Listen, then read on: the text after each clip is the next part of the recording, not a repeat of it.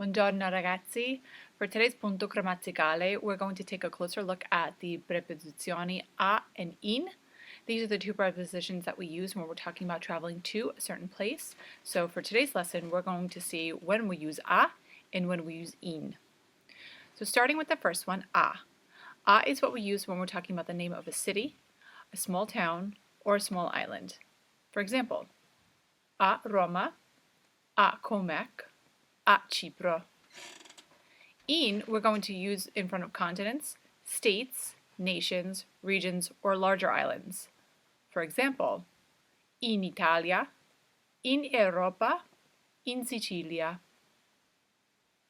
There are also a few other expressions in which we use a and in.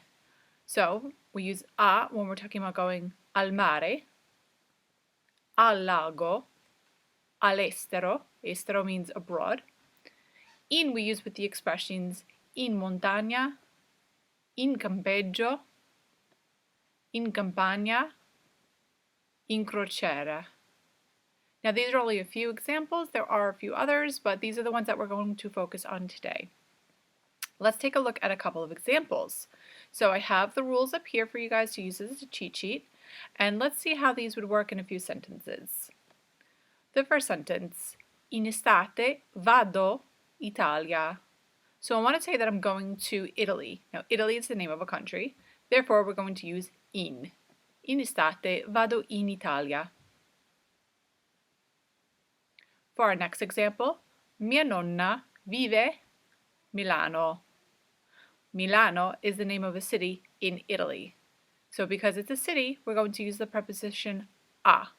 Mia nonna vive a Milano. For the next example, per le vacanze vado crociera. I want to say that I'm going on a cruise. So the expression that we use with crociera is in. Per le vacanze vado in crociera. Next, fa caldo, andiamo mare.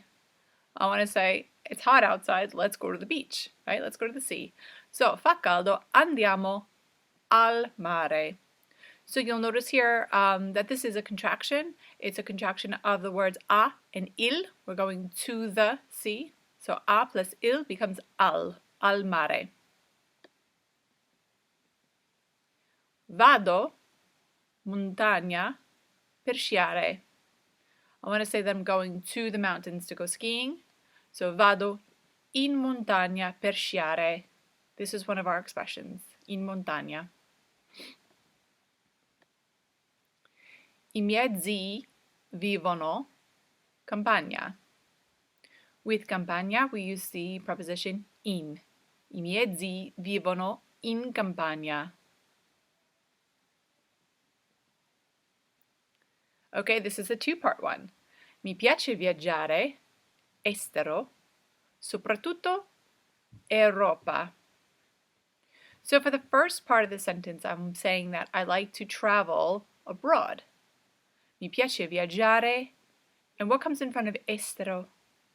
If you look at our cheat sheet here, we see that it's al, which again is a contraction of the prepositions a and L apostrophe.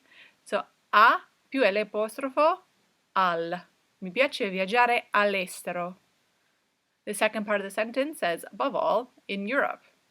So because Europe is a continent, we're going to use in. So when we put it all together, we get mi piace viaggiare all'estero, soprattutto in Europa.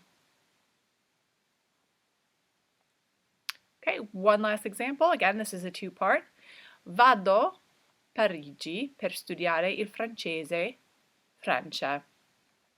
What this sentence is trying to say is I'm going to Paris to study French in France. So the first part, I'm going to Paris. Paris is the name of a city. Therefore, we're going to use a. Vado a Parigi per studiare il francese. Now I want to say in France. France is the name of the country. Since it's a country, we're going to use in Francia. When we put it all together, we get Vado a Parigi per studiare il francese in Francia.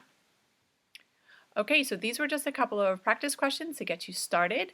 Again, like I always say, the beauty of a video lesson is that if you don't feel like you understand this or you don't quite grasp it just yet, you could always pause, rewind, revisit as many times as you like until you feel comfortable.